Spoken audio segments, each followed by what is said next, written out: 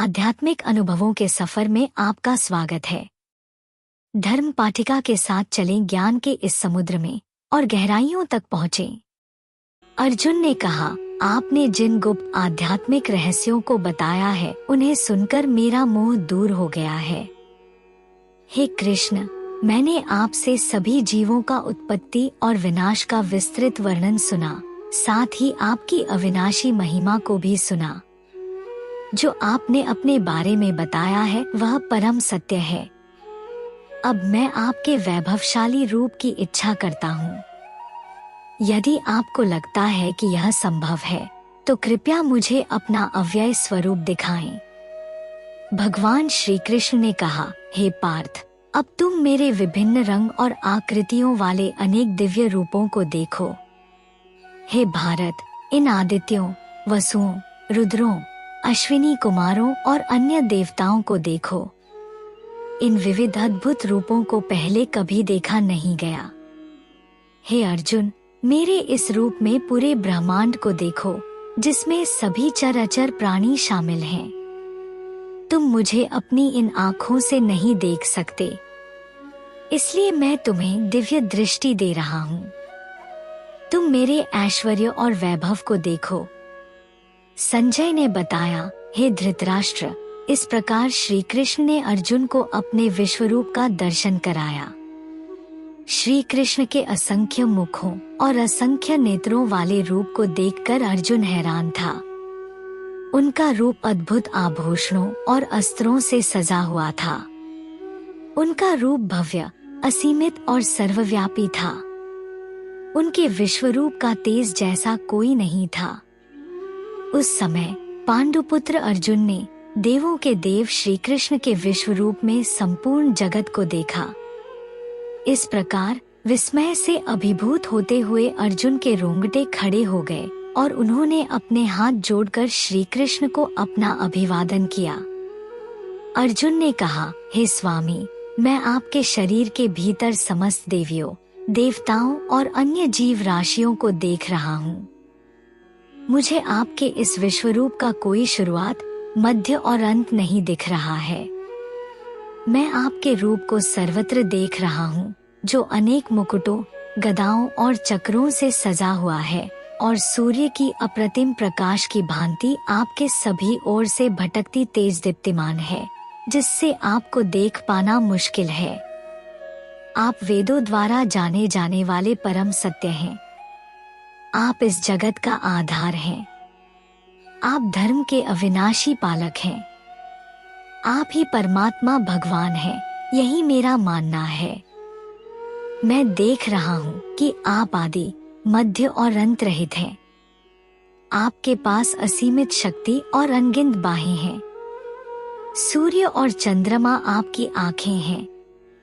आपके मुख से उगली हुई अग्नि की भांति निकलती किरणें संपूर्ण विश्व को झकझोर रही हैं। हे महापुरुष, उच्च लोकों और पृथ्वी के बीच के अंतरिक्ष सहित सभी दिशाओं में आप पूरी तरह से व्याप्त हैं। आपके इस अद्भुत और भयानक रूप को देखकर तीनों लोक भयभीत हैं। देवतागण आप में प्रवेश कर रहे हैं और अत्यंत भयभीत होकर वे हाथ जोड़कर आपकी प्रार्थना कर रही हैं। महर्षियों और सिद्धों का समूह कल्याण हो कहकर चुनिंदा वैदिक श्रुतियों का पाठ करते हुए आपकी स्तुति कर रही हैं। रुद्र, आदित्यों, वसुओं, साध्यों, विश्वदेवों, दोनों अश्विनी कुमारों, मरुतों, पितृगण, गंधर्वों, यक्षों, असुरों और सिद्धों सभी आपको देखकर आश्चर्य में पड़ गए हैं। हे महाबाहु, आपके इस अनेक मुखों, नेत्रों, बाहों, पैरों, पांवों, उदर और अनेक दांतों वाले भयानक विराट रूप को देखकर देवताओं सहित सभी लोग और मैं भी व्याकुल हो गया हूँ। हे विष्णु, जब मैं आपका रूप देखता हूँ जो आकाश के स्पर्श को छूता है, जो कई ज्योतिमय रंगों से युक्त है और जिसमें विशाल खुले मुख और धधकती आँखें हैं, तो मेरे अंदर कपकपी होती है। मैं न सिर्फ अपना मानसिक संतुलन बनाए रख पा रहा हूँ, बल्कि मैं शांत भी नहीं रह पा रहा हूँ। आपके विकराल दांतों के साथ अनेक मुखों को देखकर प्रल्याग्नि की भांति प्रज्वलित होते हुए मैं दिशाहीन हो रहा हूँ और अपना धैर्य खो रहा हूँ। मुझ पर दया करें, हे देवेश्वर, हे जगन निवास। धृतराष्ट्र के सभी पुत्र, उनके मित्रों के साथ भीष्म, द्रोण, कर्ण और हमारी सेना के उत्तम योद्धाओं के साथ सभी आपके भयानक मुखों में प्रवेश कर रहे हैं। कुछ लोग तो आपके दांतों के बीच चूर चूर होते हुए दिखाई दे रहे हैं।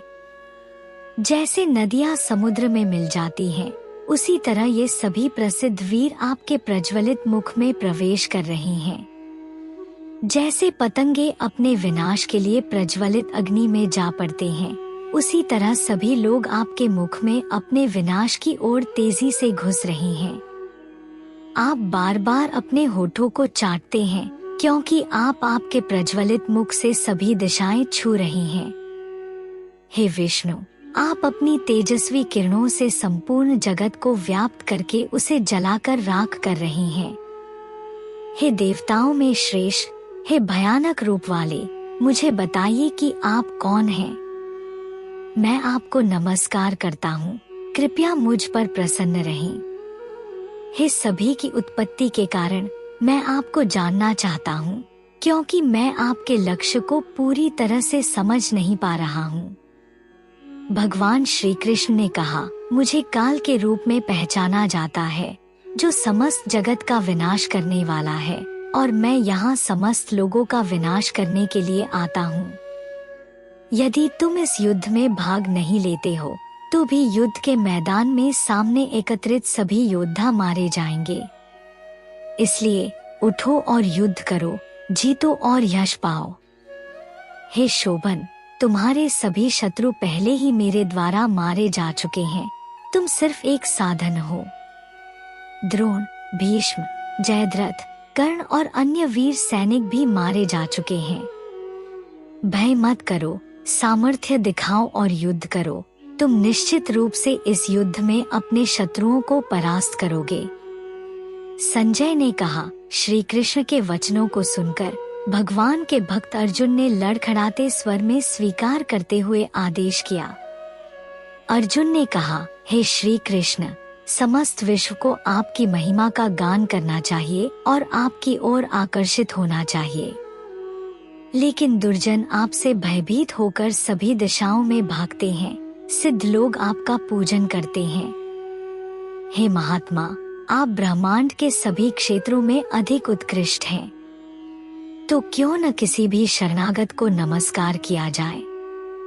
हे अनंत, हे देवेश, हे जगतपति, आप सदैव हैं, नित्य हैं, सच्चाई हैं, आपके परे कुछ भी नहीं है। आप आदि देव, अविनाशी पुरुष और ब्रह्मांड का एकमात्र आश्रय हैं। आप ही ज्ञाता हैं और आप ही जानने योग्य हैं।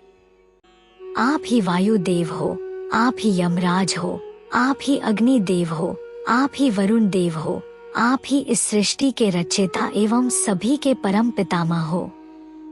मैं हजारों बार आपको फिर से नमस्कार करता हूँ। आपके सामने, पीछे और सभी दिशाओं में मेरा आदर स्थान है। मैं उन सभी पलों के लिए माफी चाहता हूँ जब मैंने आपसे अपमानजनक या मजाकिया तरीके से बात की हो, चाहे हम खेल रहे हों, खा रहे हों या बस घूम रहे हों।